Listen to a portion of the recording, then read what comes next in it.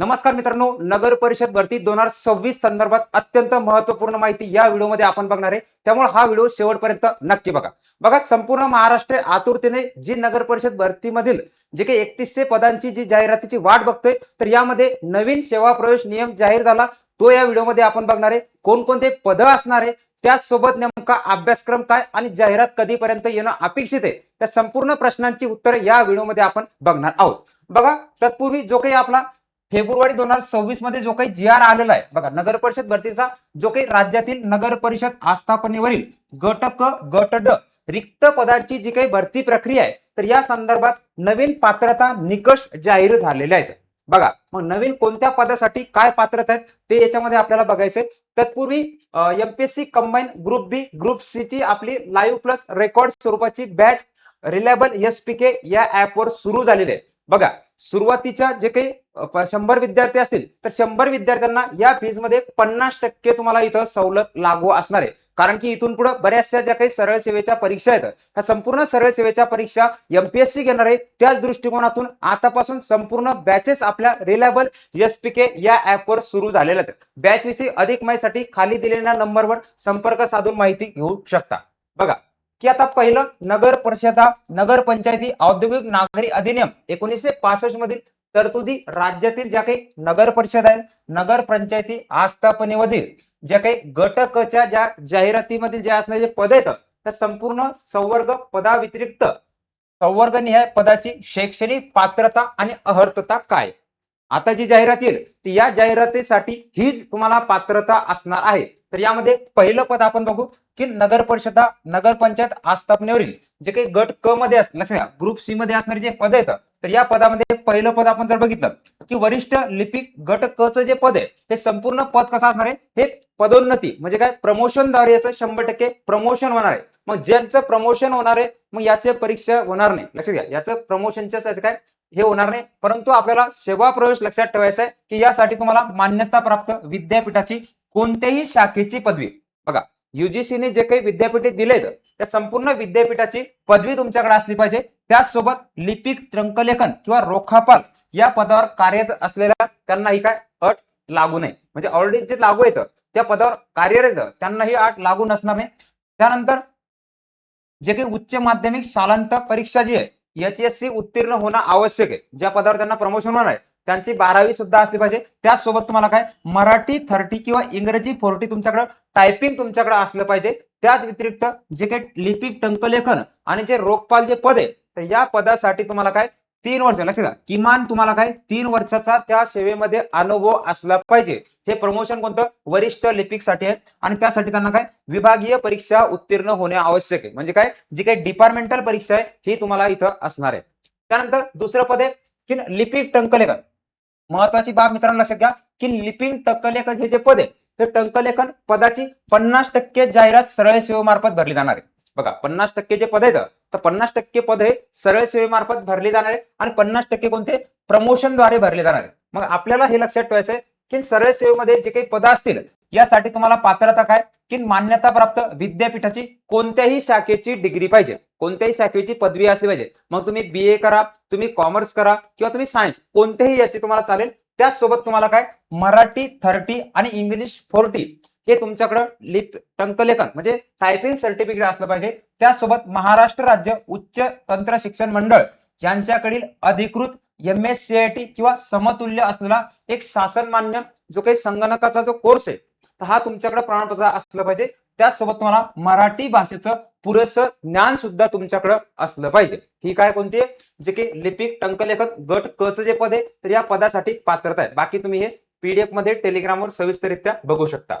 बघा पुढचं पद आहे की लघु टंकलेखन गट क स्वीय सहाय्यक ज्याला आपण म्हणतोय, हे संपूर्ण 100% सरळ सेवेमार्फत म्हणजे याची काय जाहिरात येणार आहे.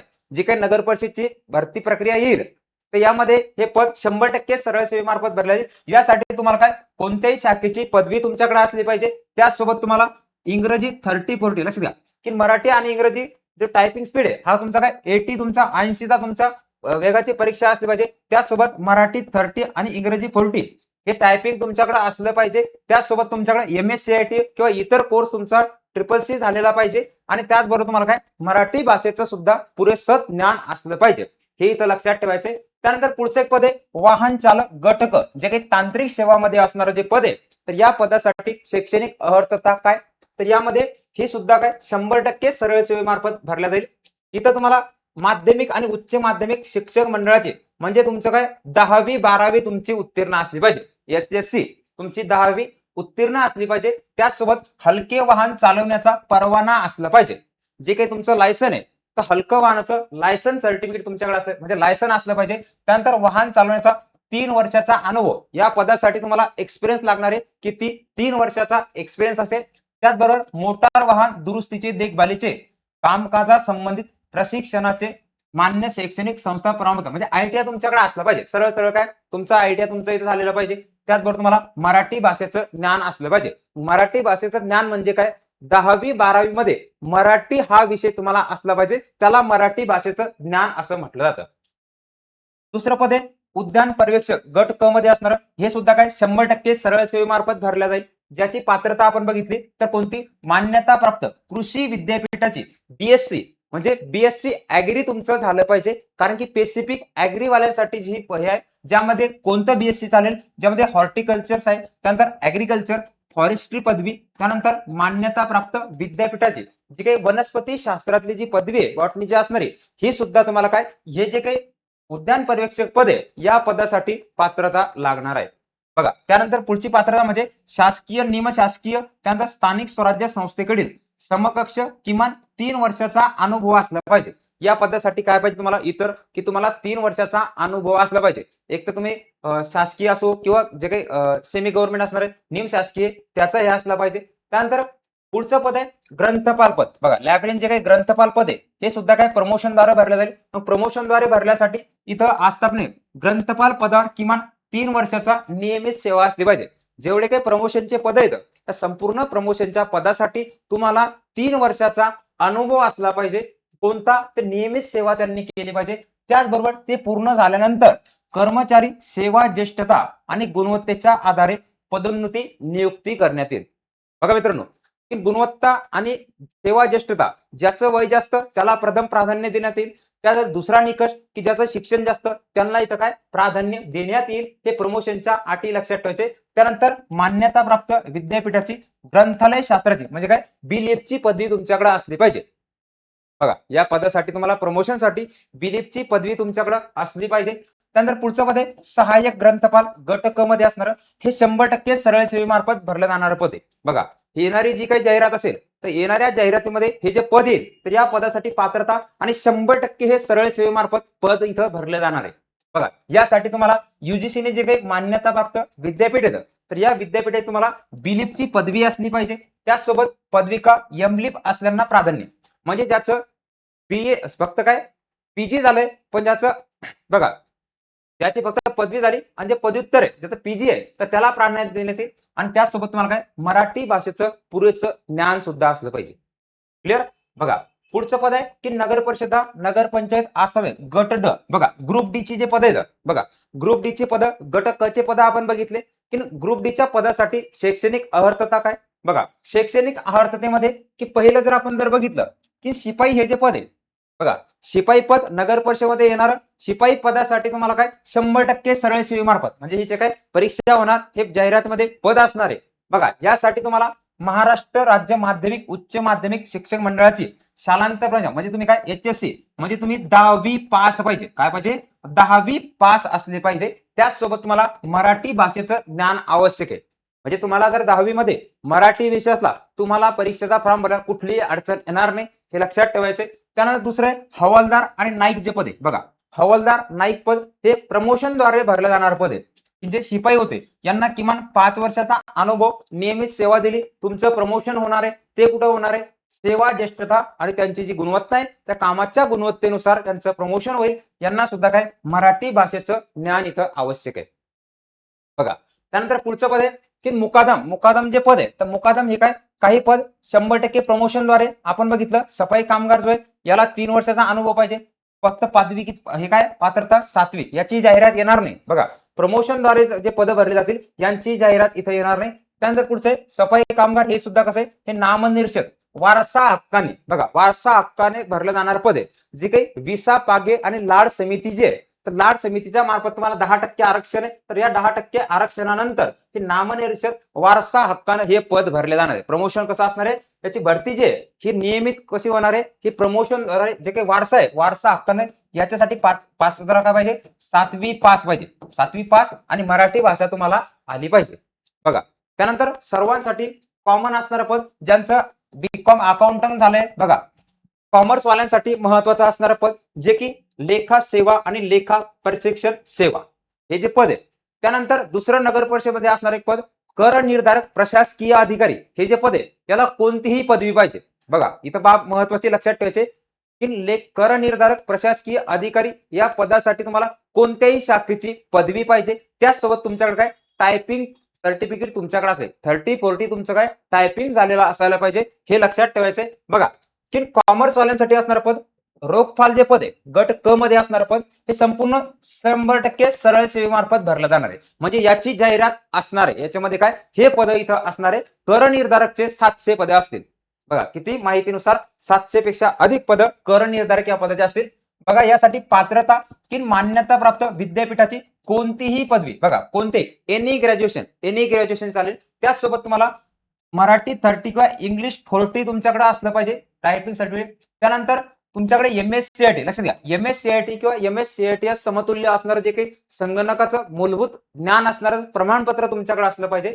त्याचसोबत तुम्हाला काय मराठी भाषेचं पुरेसं ज्ञान सुद्धा असलं पाहिजे. हे कोणतं पद आहे, जे काही रोखपाल पद आहे, तर रोखपाल पदासाठी ही अर्हता दिलेली आहे. कधी, जे काही फेब्रुवारी 2026चा जो हे आहे तर यानुसार.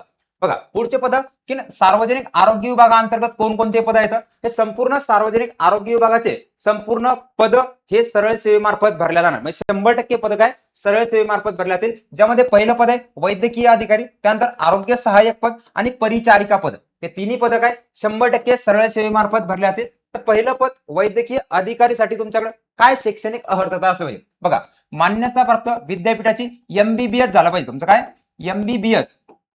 MBBS ची तुमच्याकडे पदवी असली पाहिजे. त्यानंतर तुम्हाला महाराष्ट्र मेडिकल काउन्सिल अधिनियम अंतर्गत तुमचं रजिस्ट्रेशन, तुमचं काय ऑनलाईन रजिस्ट्रेशन झालं पाहिजे, केलेलं पाहिजे. त्यानंतर शासकीय, निमशासकीय, स्थानिक स्वराज्य संस्था किंवा खासगी रुग्णालय या प्रत्येक रुग्णामध्ये किमान 3 वर्षाचा अनुभव पाहिजे. म्हणजे काय एक्सपिरियन्स बेस असणारे हे आहे पद आहे. किती तुम्हाला सरळ सेवेमार्फत पद आहे, परंतु या ठिकाणी तुम्हाला 3 वर्ष कामाचा सलग अनुभव पाहिजे आणि त्याचबरोबर तुम्हाला मराठी भाषेचं ज्ञान सुद्धा आवश्यक आहे. हे कोणतं आरोग्य विभागाअंतर्गत. त्यानंतर दुसरे की महाराष्ट्र राज्य माध्यमिक उच्च शिक्षण मंडळाची उच्च माध्यमिक, म्हणजे काय 12वी तुमची असली पाहिजे. आरोग्य सहाय्यक जर व्हायचंय तर तुमचं 12वी पास पाहिजे. त्यानंतर शासनाच्या बहुउद्देशीय कर्मचाऱ्यांसाठी विहित केलेला किमान MPW चा जो कोर्स आहे, लक्षात घ्या MPW चा आणि जो काही स्वच्छता निरीक्षकाचा कोर्स आहे, हा कोर्स तुमचा झालेला पाहिजे. तुमच्याकडे काय MPW, त्याचबरोबर स्वच्छता निरीक्षक, सॅनिटरी इन्स्पेक्टर हा डिप्लोमा तुमच्याकडे झालेला पाहिजे. त्याचबरोबर संबंधित विषयाचा कामाचा अनुभव 2 वर्ष एक्सपिरियन्स तुम्हाला इथं असला पाहिजे. काय असलं पाहिजे, 2 वर्ष एक्सपिरियन्स तुम्हाला इथं असला पाहिजे.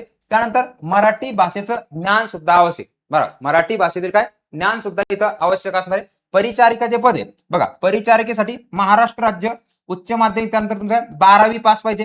त्यानंतर महाराष्ट्र नर्सिंग काउन्सिलची जनरल नर्सिंग ANM GNM तुमचं झालेलं पाहिजे. त्यानंतर तुमचं नोंदणी केली पाहिजे. त्यानंतर परिचारिका म्हणून काय निमशासकीय किंवा खाजगीमध्ये 3 वर्ष कामाचा अनुभव आणि तुम्हाला काय मराठी भाषेचं ज्ञान आवश्यक आहे. एवढे तुम्हाला काय इथं महत्वाच्या अटी या पदांसंदर्भात लक्षात ठेवायचे. ज्या काही येणाऱ्या काळामध्ये ज्या काही जाहिरात येतील तर त्यासाठी ह्या शैक्षणिक अर्हता धारण करणं तुम्हाला गरजेचं आहे. बघा आता पुढचा मुद्दा की नेमका अभ्यासक्रम काय.